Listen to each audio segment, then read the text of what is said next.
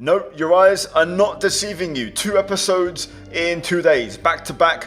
F1 24 Lewis Hamilton career mode videos, and today we are here to kick off the European section of the season as we arrive at Imola for the first of 2 Italian Grand Prix. Now, as you can see, we have a lot on the agenda, so before we jump into that, the previous episode from yesterday, guys, the sprint race at the Chinese Grand Prix will be linked in the top right. As always, spoiler warning ahead, so go watch it and get up to speed before we jump into this one. So let's talk about that previous episode. More points up for grabs. Of course, the sprint adds in that extra factor, and it was a weekend where Max Verstappen was simply untouchable. He was so damn quick.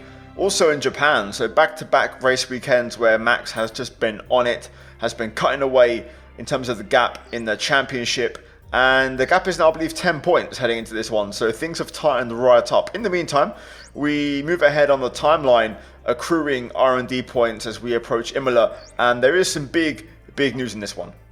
Okay, mate, I'm pleased to say that our new parts have come through without any issue, so they'll be on the car, ready for the next race weekend.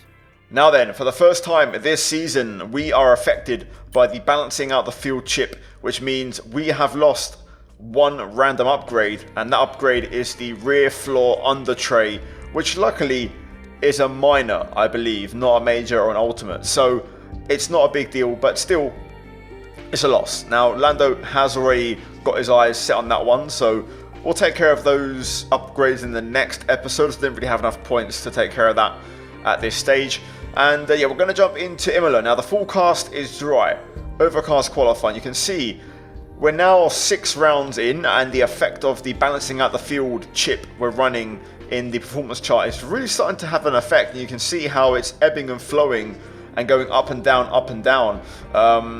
On paper, next weekend, it should be Mercedes who lose an upgrade unless we were to outdevelop them. So we've got a chance to try and get a leapfrog going and bring more upgrades. But it seems like Red Bull also wanting to bring upgrades and improve as well. So everyone trying to hit the front and get the jump on their rivals. Now we jump into practice, as always, doing our race runs here at Imola.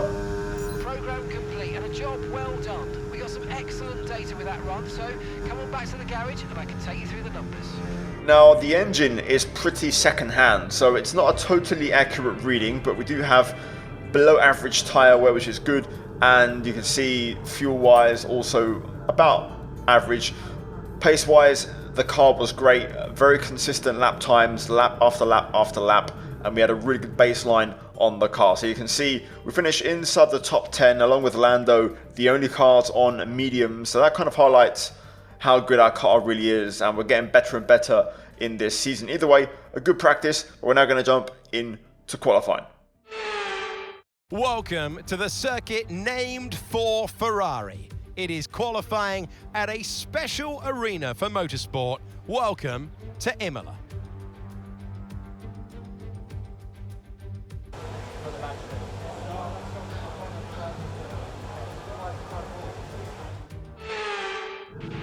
Alright, get ready to jump out if you get too hot in there. There's a problem with the cooling system and it's going to take us a few minutes to correct it.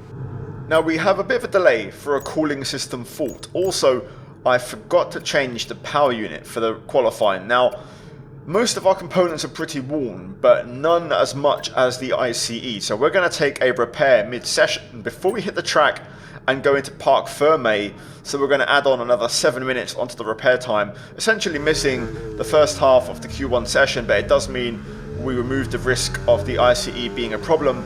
And I believe our most worn component now is the turbocharger on around 60%, whereas the ICE was nearly at 80. So we'll take care of the engine change for the next episode. For now though, we get on track and we get our qualifying underway. Currently making our way up to the line. Our first lap of the day is a 1:13.5 and we go P8, which isn't too bad. Okay, so the current fastest lap, 1 minute 13.1. So the field's pretty close, and you can see the field spread generally isn't that far apart. So Sainz setting the pace with a 13.1. We finish in P10 in the end. No surprises in that one as we now jump into Q2. Fresh tyres on our car and looking to hopefully improve and go a bit quicker than we did in Q1. We did a 1:13.591, which would get us just ahead of Bottas right now. Across the line we go, and it's a 1:13.386. Now, that's not too bad, to be fair, but what is actually the quickest time? Because we're only 8th and Tsunoda's up in P6, which is pretty alarming. They're in second. Okay, so their best lap time, 1:13.0. Now that kind of sheds a bit of light on the situation. It just seems like the field is really compact around here. So we went for another lap. I went for a cool down and a second push. So same set of tyres, not having to burn another set. And we started to find some real time through Sector 2 and, you know, really start to make some headwind on our lap time. Sector 3 is our strongest one and we fully commit to the chicane. We also find a little bit more for the last two corners and we go purple in Sector 3 and jump to second place with the 1:13.0, and that is a bit more like it. Eventually others would go quicker and we finish in P4 ahead of Lando Norris, but you can see just how tight the field spread is, to the point where Lance Stroll was the surprise casualty in that Q2 session. Tsunoda getting in P9 in the DHL house. So a great drive from the Japanese driver. And now in Q3 the benchmark is set by Lando, a 1:12.5. So the track's getting quicker, but the AI also ramping it up. So currently first attempt in Q3, looking to try and hopefully get somewhere near that 1:12.5, which is pretty insane. We'd have to improve by half a second over our Q2 lap to get anywhere near that. And to be fair, it's actually been a good lap. I'm now fully committing. I'm running minimum fuel as well, so we are going all out and broke across the line, and it's actually a 1:12.6, which surprised me how good that was. We go P3 behind Norris and Verstappen, so we're going to head into the final runs and go completely all out and see if we can somehow challenge for pole around Imola.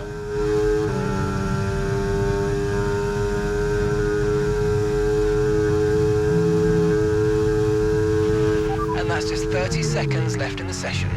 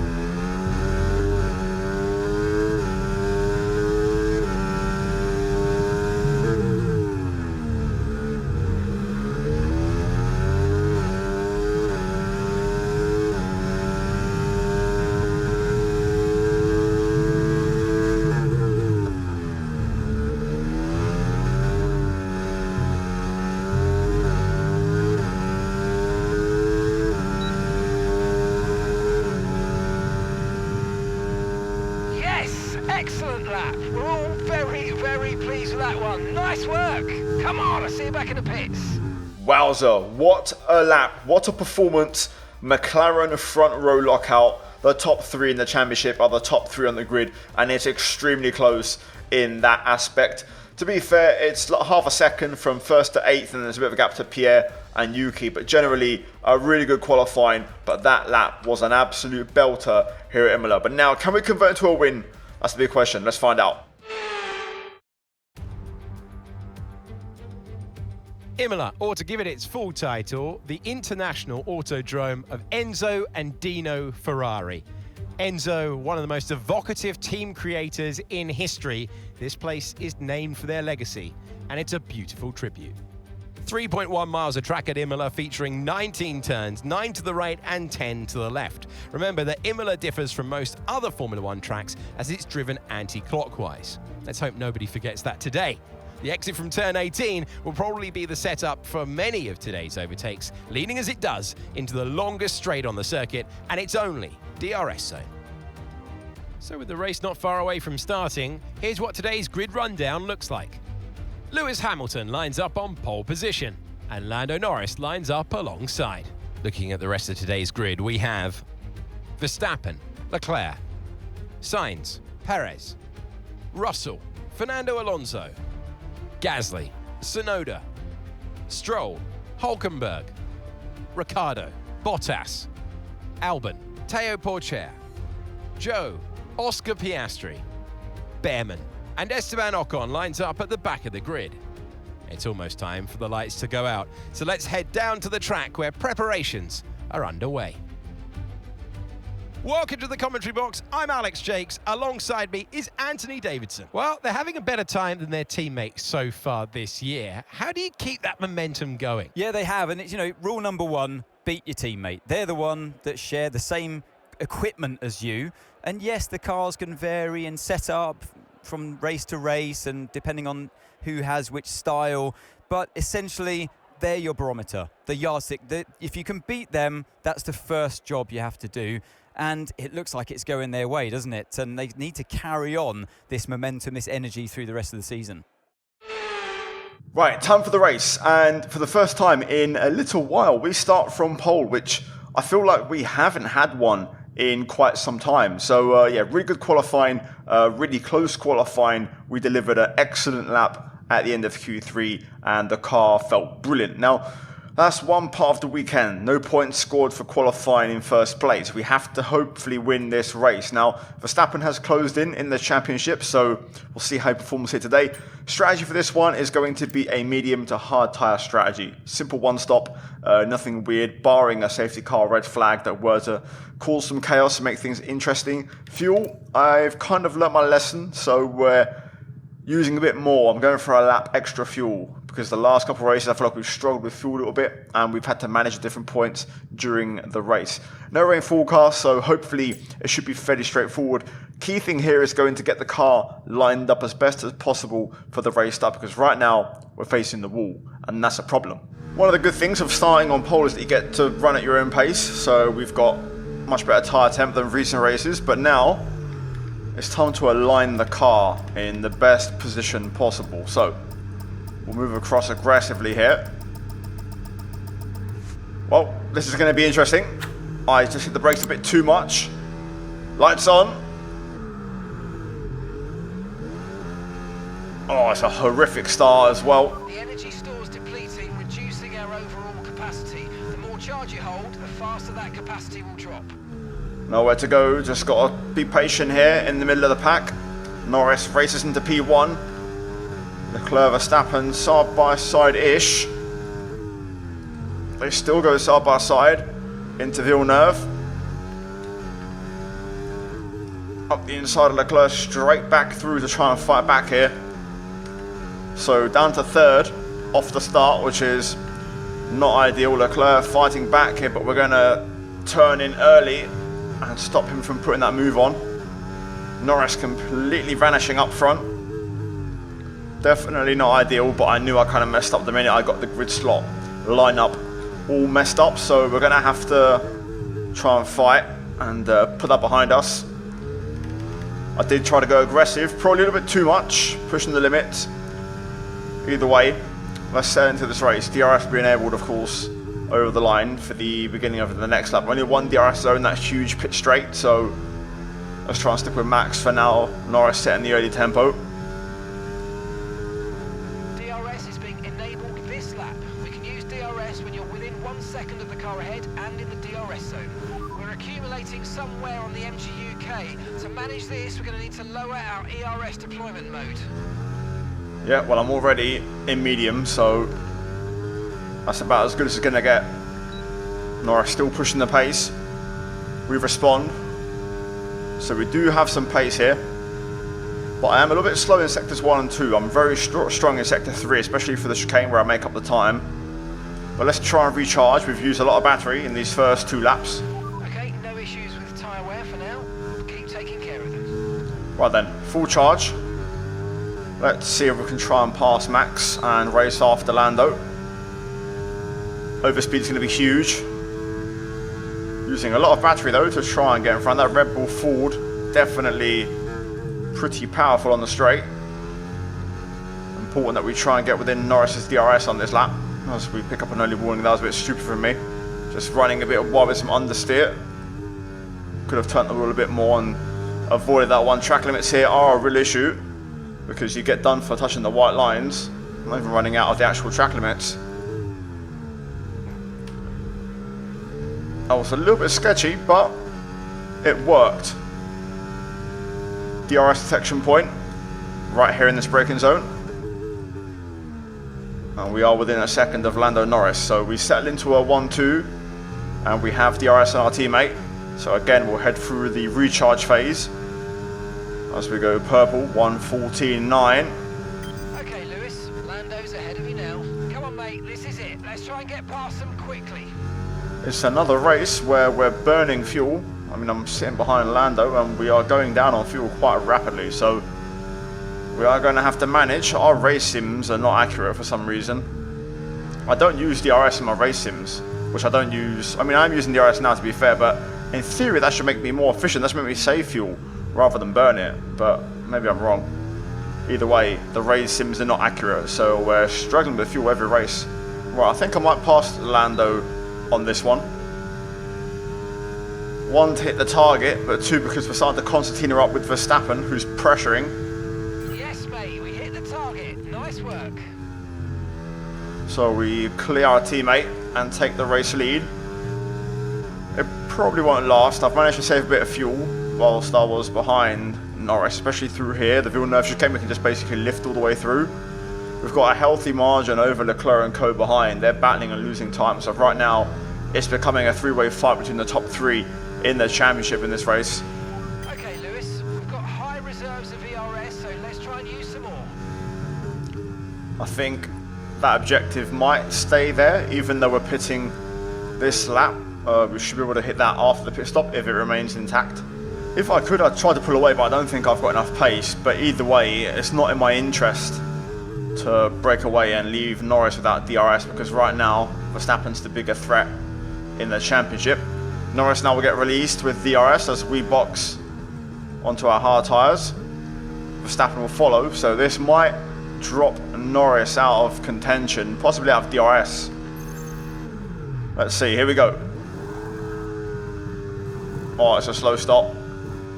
It's a really slow stop, 5.4. But Verstappen's behind. I think he also had a slow stop or got held. So we get away with a lifeline. But suddenly, Norris has gone from getting undercut out of the victory fight to now actually overcutting his way to the lead. Pit strategy complete. See these tyres through to the end now. We're going to feed out in some traffic behind Piastri.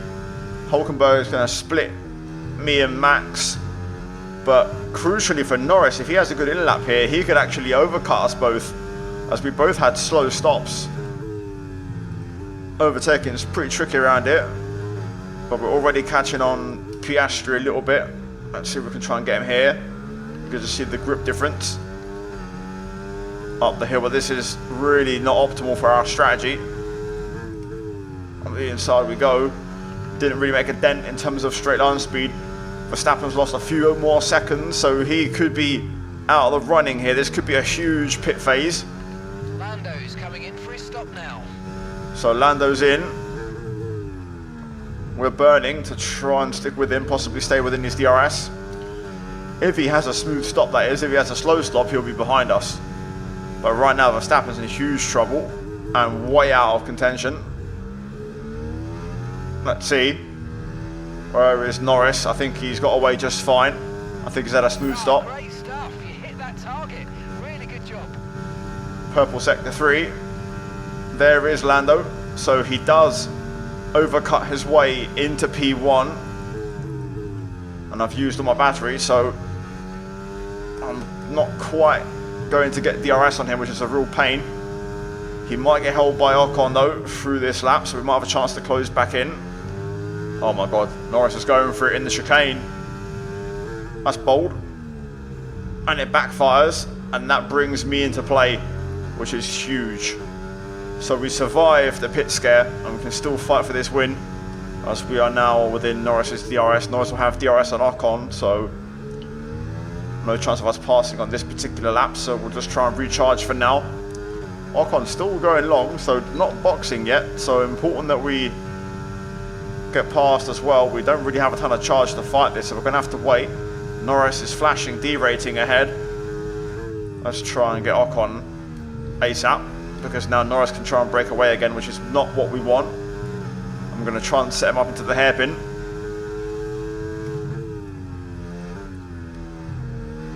There we go. Up the inside. Good move. But Norris has broken 1.3 seconds, even though we've got through pretty quickly there. Verstappen also back on our charge, getting through the traffic. Alright, let's try and get the RS here. Come on. Maximum push, we're good through this part of the track. Just got to nail the chicane.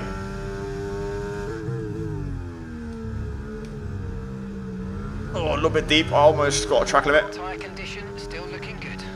Almost got a track limit using all the battery here, but I don't think we're close enough. Do we get DRS? We have dipped below a second. No, we haven't. The detection point's further back. Right, well, we need to recharge. Ocon staying out. Verstappen's going to get DRS and it's going to fly by. Let's try and charge back up. But Norris is just keeping me out of range here. Verstappen has not passed Ocon. He didn't get him on the pit straight, and he's bleeding time. Leclerc has got himself back in this race after being so far behind in the first stint. Those slow stops and the traffic just shows how much we've all lost in this pit stop phase. Leclerc getting himself back into the fight. Not sure if there's anyone else with him right now, but Norris is gone. He's completely checked out. I'm still trying to charge back up here. So we'll have to take the pain for now. Ocon finally pits, thus releasing Leclerc and Sainz, just like with Verstappen the lap before. So Verstappen's got some breathing space again, so he's in free air. So now we're going to find out who the quickest of the three is. I'm leaving in hot lap mode to try and see if I can run at a stronger pace. Hopefully we don't lose battery. From what I can tell, it's about the same running in hot lap, so we're not gaining or burning. Pull chair out. No safety car though. It seems like that's bugged for us. We don't ever get a safety car unless it's like a multi-car crash. Okay, Lewis, Lando ahead. We don't want to let this hold us up too long, so do your best to get past and get on with the race. I wasn't out of track limits there. I cannot get close to Norris. We're pulling away from Verstappen, Sainz and Leclerc, but Norris is just putting times in and I'm running out of fuel. Trying my absolute hardest to get within DRS before we have to start saving fuel, but we're running out of time. We're not going to achieve that challenge, I don't think. Green flag. Oh, there we go. That's Verstappen. That's got to be Verstappen. It is. Verstappen's out of the race. That is massive in the championship already. Okay, information on Verstappen. They're retiring from the race. That's a huge blow. The first reliability gremlin falls in the Red Bull camp. McLaren so far bulletproof, but Verstappen is out of Imola. Okay, well, it wasn't to be this time, but not to worry. There's a long way to go in this race, so let's focus. We're very close to Lando, but we're close on battery, fuel, and we've got 2 warnings. Everything's on the limit here. Right, we've got it. We've got it. Finally, we're going to get to fight for this win. Right then, let's get prepared, shall we? I can't overtake just yet. We need to save some fuel. We're at 0.01. If we get in front, we'll burn out quick. Right, let's try and set this one up. Trying to keep some of my charge back for the straight. Don't want to use anything. We've got enough fuel here for this last lap to basically push flat out, so here we go. Right, onto the last lap. Lando does break away a little bit, but we've got enough in the tank here to try and go for this. Here we go, to the outside. Lando moves, but we go through. That's P1, baby. Using everything on the last lap, and we go through. Only thing now is I don't know if Lando's going to have a lot of battery in the chamber, but for now it looks okay. Just don't want to get a warning now, so we'll be a little bit cautious through the chicane. That should do it. That should do it.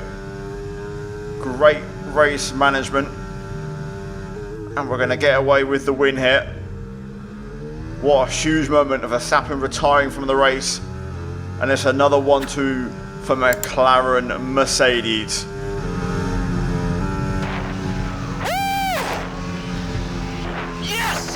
guys. Thank you so much. Such great work. Let's keep going. Let's keep pushing. Great points, team.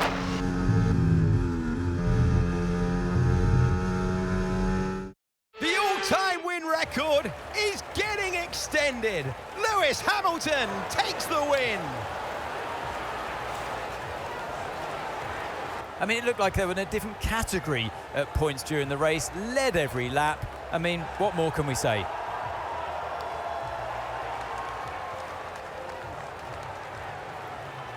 Our drivers are making their way out for the podium celebrations, and it's going to be McLaren picking up the winner's trophy. Congratulations to the entire team for that fantastic performance.